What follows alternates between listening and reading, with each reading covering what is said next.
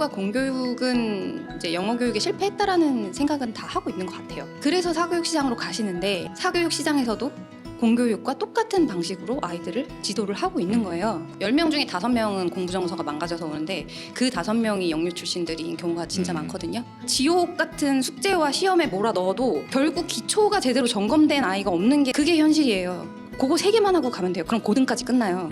근데 그 3개를 하고 중학교에 가는 애가 없어요. 우리가 왜 실패를 했냐면 지난 시간에 이제 공부 정서에 대해서 저희가 얘기를 나눠봤고 이어서 영어 공부법에 대해서 한번 얘기를 나눠보도록 하겠습니다. 대표님께서 생각하시기에 이제 현재 우리나라의 영어 교육의 가장 큰 문제가 뭐라고 생각하시나요? 우리가 이제 30-40년 전에 배웠던 방식으로 12년의 공교육을 받고 자랐잖아요. 저는 중1 때 영어를 배우기 시작했고 요즘 친구들은 초3에 영어를 배우고 있고요. 그런데 우리가 그때 그 방식으로 배워서 20살이 됐을 때 영어가 유창하게 되지 않았다면 네. 그 방법은 이건 틀린 방법인가 보다라고 누군가는 생각을 했어야 했고 바꾸려는 시도라도 해봤어야 될 것 같은데 정말 신기하게도 단 하나도 변하지 않고 지금 아이들도 30-40년 전에 배웠던 그 교육 방식을 그대로 배우고 있어요. 현재 완료 시제 배웠던 거 있잖아요. 네. 학교에서 네. 왜 점 2개 찍고 네. 선 이렇게 그어가지고 학교 선생님이 현재 완료 항상 그렇게 설명하셨었잖아요. 제가 고등학생 지도할 때 현재 완료에 대해서 네가 나한테 아는 걸 다 설명해봐. 그랬더니 그 점 찍고 선을 긋더라고요, 애가. 그래서 너무 놀랐어요. 헉, 달라진 게 없구나. 대한민국은 영어를 유창하게 쓸 수 있는 인구의 비중이 5% 미만이고 그리고 그냥 업무용 영어로 이제 그거를 같이 쓰는 사람만 해도 10% 미만이에요. 근데 결국 영어를 잘하게 된 사람도 공교육으로 그게 가능했을까요? 뭐 별도의 다른 공부를 또 했겠죠. 제가 저번에 특강할 때도 어머님들한테 그걸 물어봤었어요. 그 5%에 속하는 영어를 잘하는 사람이 됐을 때 과연 그 사람이 한국 공교육만으로 그렇게 됐을 거라고 생각하시는 분 계시나요? 아무도 안 계셨고 그래서 모두가 공교육은 이제 영어 교육에 실패했다라는 생각은 다 하고 있는 것 같아요. 그래서 사교육 시장으로 가시는데 그렇죠. 이제 여기서 문제가 사교육 시장은 다른 공부 방법을 채택을 해야 되는데 사교육 시장에서도 공교육과 똑같은 방식으로 아이들을 지도를 하고 있는 거예요. 우리가 왜 실패를 했냐면 단어만 외웠어요. 수거만 외웠고 심하면 교과서를 통째로 외웠고 그렇죠. 그리고 문법만 공부했어요. 네. 그렇게 해서 영어를 못하는 사람으로 20세를 맞이했잖아요. 그렇죠. 그러면 방법을 바꿔야 되거든요. 사실 가장 좋은 건 사교육비 때문에 다들 고민 많으시잖아요. 정치하시는 분들. 이 나라의 영어 교육의 문제를 공교육에서 완전히 해결해 준다라고 하면 자연스럽게 해결될 텐데 그분들은 현장에 계셔보시지 않았으니까 네. 정확한 문제가 뭔지는 모르고 탁상 공론을 하시고 계신 건 아닌가. 저는 영어도 지금 할 수 있고 불어도 하고 그래도 공통으로 이제 2가지 외국어를 해보고 나니까 이 패턴이구나. 이제 그게 한 번 좀 잡히더라고요. 이렇게 하면 되는구나. 그리고 실제로 제 책을 보고 연락을 주셨던 어머님들도 그 외국에서 공부하고 오신 어머님들이 물론 자녀 교육 때문에 고민이 돼서 연락을 주셨지만 선생님 책을 읽고서 생각을 해보니까 그때 제가 공부할 땐 생각이 없었는데 저 나가서 이렇게 공부했던 것 같아요. 라고 하시더라고요. 내가 지금 빨리 해야 될 수밖에 없으면 이 방법으로 할 수밖에 없어요. 문장을 계속 만들어야 돼요. 그래야 내가 말을 할 수 있으니까. 그쵸. 언어 공부는 크게 2가지가 있어요. 가만히 내 머리로 흘러 들어오게 하는 파트가 있고요. 그냥 틀어놓고 내가 익숙해질 때까지 그냥 나를 방치해야 되는 시간이 있어요. 저는 네. 그게 이제 영어로 치면 ABCD, 파닉스, 6, 7세, 1학년까지 그 정도의 기간이라고 생각을 해요.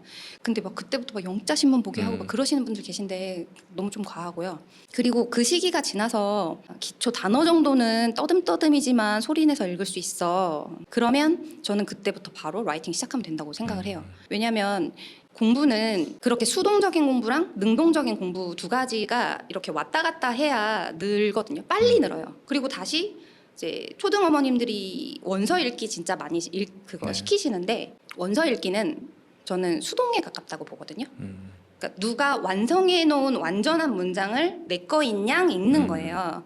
근데 만약에 원서 한 권을 가지고 페이지를 펼치고 그 페이지에 있는 모르는 단어 다 형광펜 친 다음에 그 단어 다 옮겨 적고 뜻 다 찾고 그 단어 넣어서 문장을 하나씩 다 만들어 봐요.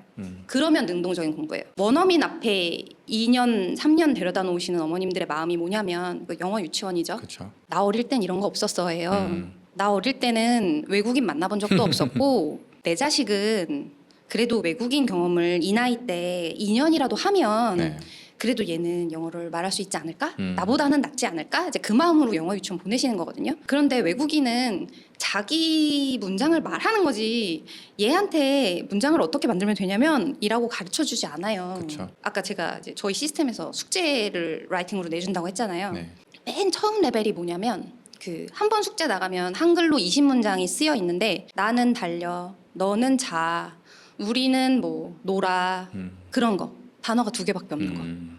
그러면 아이는 거기서 뭘 구분해야 되냐면 이게 일반 동사인지 비동사인지만 구분하면 돼요. 근데 그게 영어 실력의 반이거든요. 그것만 아이가 자기 스스로 판단할 수 있어도 고등까지의 영어 실력에서 반이 이미 해결이 된 거예요. 네. 근데 그 중요한 거를 어느 학원에서도 안 가르치고요. 비동사를 어떻게 가르치냐면 현재 am/is, 과거 was, 끝. 그렇게 하고서 아이가 얘 비동사 다 했어요 라고 넘어가는 거예요. 시작도 안 했거든요. 비동사의 길은 아직도 한 1년에서 2년? 초등 저학년이 하면 한 3년도 걸려요. 근데 거꾸로 그것만 해놓으면 고등까지 못할 게 없어요.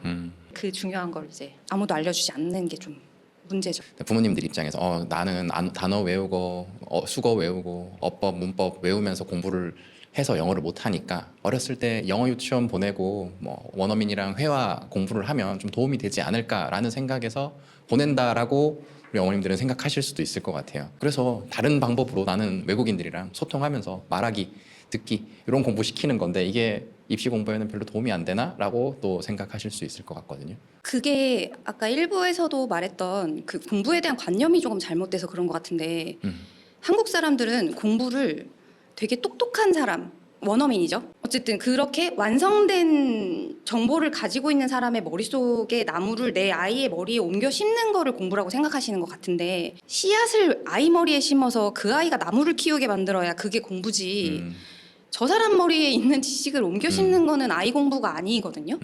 공부는 아이가 스스로 생각하게 만드는 길을 하나씩 이렇게 다져주고 한 2달 정도만 그 스텝을 알려줘도 지 스스로 걷기 시작하는데 그 간단한 과정을 못 해줘서 아이가 너무 멀리 돌아가고 결국에는 영어 공부 진작 해놓을 걸 후회를 하고 네. 영어가 계속 내 발목을 잡고 있는 거를 한국 사람이 모두 느끼고 있어요. 네. 그런데 영어 유치원 나와서 20살이 됐다고 다르냐? 아니에요.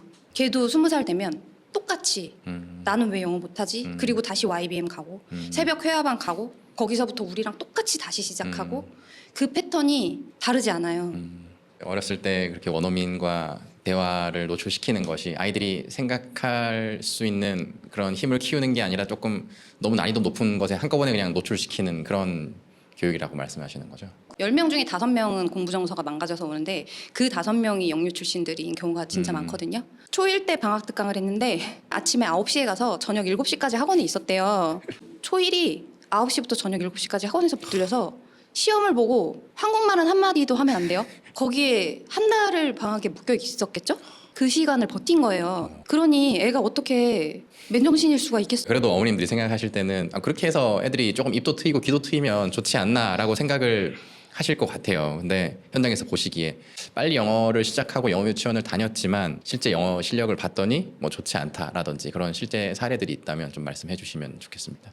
지금 다니고 있는 학생이에요. 중2예요. 그 친구는 5학년에 왔고 영유 출신이고 대형학원을 계속 다니다가 5학년에 저한테 왔거든요. 저한테 왔을 때 AR 지수가 4.8인가? 그 정도가 나왔어요. 꽤 높은 거예요. 그 정도면. 그런데 제가 아이들 오면 제가 보는 테스트지가 있어요. 동사가 다 쿡이에요. I cook, I cooked, I am cooking, I was cooking. 그래서 이제 11문장을 쿡이라는 동사로 시제만 다 다르게 해놓은 거예요. 그래서 읽어봐, 해석해봐. 이제 그거를 시키거든요. 딱 11문장만 읽으면 돼요. 영유부터 시작해서 지금 5학년까지 계속 대형학원을 다녔고 숙제를 하루에 4시간씩 했고 4.8이 나오는 아이가 그 시제 해석을 5개밖에 못 맞췄어요. 그게 현실이에요. 그러니까 아무리 아이를 그렇게 지옥 같은 숙제와 시험에 몰아넣어도 결국 기초가 제대로 점검된 아이가 없는 게 제가 가장 마음이 아픈 거예요. 결국 중학교에 가면은 기초가 제일 중요하거든요. 비동사랑 일반 동사를 구분하는 게 제일 중요하고요. 시제를 구분하는 게 제일 중요하고요. 구와 절을 나눠서 볼 수 있는 거 그거 3개만 하고 가면 돼요. 그럼 고등까지 끝나요. 근데 그 3개를 하고 중학교에 가는 애가 없어요.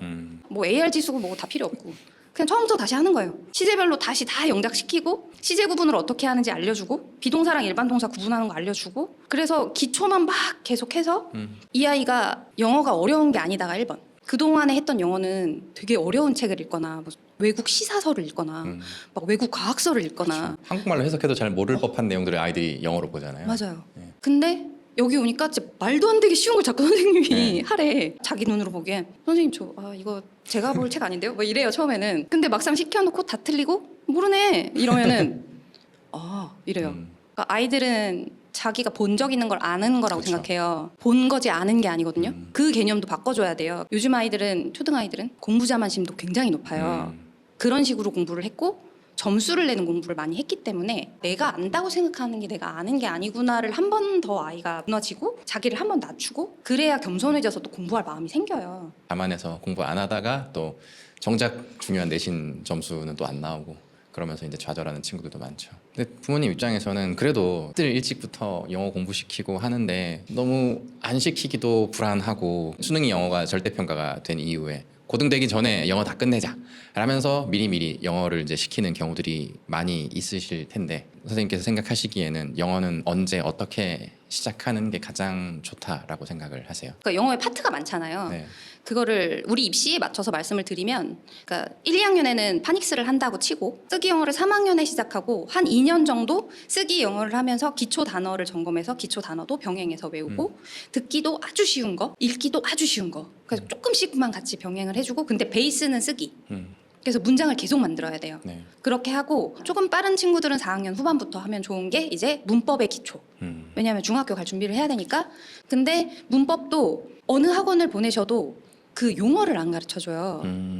문법을 그냥 들어가면 안 되고 아이들한테 주어가 뭔지, 동사가 뭔지, 맞아요. 형용사가 뭔지 그 한자 용어로 된 걸 하나하나 다 뜯어서 설명을 해줘야 되거든요. 맞아. 근데 그걸 해주는 학원도 없고 그 과정을 거치고 문법을 시작하는 초등 고학년이 없어요. 그래서 아이들은 갑자기 이제 한자 용어의 바다에 빠지는 거죠. 4학년 후반부터 용어 정리를 반드시 하시고 그냥 문법 들어가지 마시고 그리고 5학년에는 꼭 문법 시작해야 되고요. 그 아까 말했던 제가 지금 중2라는 그 친구는 5학년 후반, 6학년 초반부터 문법 저랑 하기 시작해서 4바퀴 했거든요. 문법을. 그러니까 문법도 한 번 공부한다고 해서 아이들이 절대 자기 걸로 만들지 못해요. 그래서 제 계획표대로 하자면 그래서 문법을 중학교 첫 내신 보기 전까지 문법 4바퀴. 그게 가장 베스트고요. 그래서 첫 내신을 봐요. 그러면 이제 중학교 때는 단어를 열심히 외우기 시작해야 돼요. 단어량을 아주 많이 올려야 되거든요. 그리고 중2부터는 고등 모의고사를 미리 대비를 해야 돼요. 중등 영어랑 고등 영어는 너무 갭 차이가 커서 아이들이 중등 때 뭐 90점, 100점 나왔던 아이도 고등 가서 첫 모의고사 보면은 갑자기 막 4등급 나오고 이런 애들도 있어요. 그러니까 아이 스스로 그 갭 차이를 극복 못해서 포기하지 않게 하려면 중2부터는 고등 모의고사 시작해 주는 게 좋아요. 고등 때 영어를 안 하게 만들어 주는 게 제 목표거든요.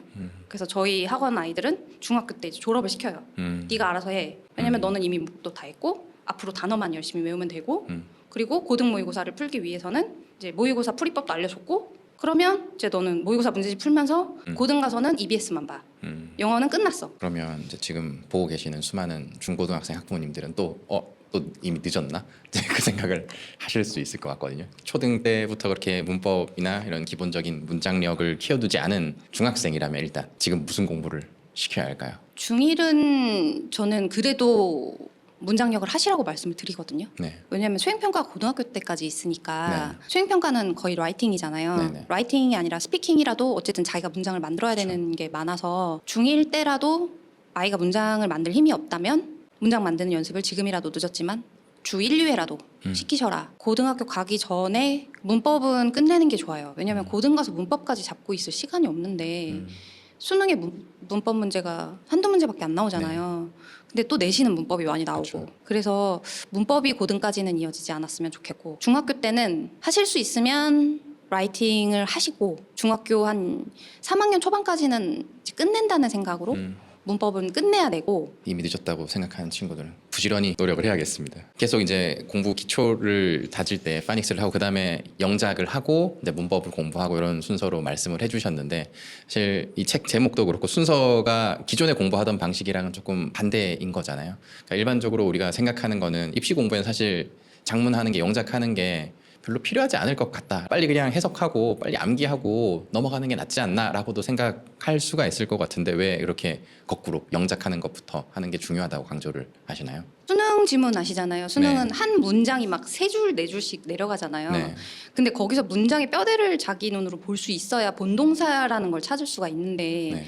그 세네 줄씩 되는 그 문장 한 문장에는 동사의 얼굴을 한 단어가 한 5개 정도씩은 포함이 되거든요. 근데 고등학생 아이들은 본동사를 찾을 수가 없어요. 그 문장 구조를 파악하는 힘이 없어서. 근데 이렇게 초등 때 나는 달려부터 시작한 그냥 그건 뼈만 있는 문장이거든요. 그러면 그 뼈만 계속 몇 년을 공부했던 애들은 나중에는 그 뼈에 살이 붙는 거에 감이 생겨요.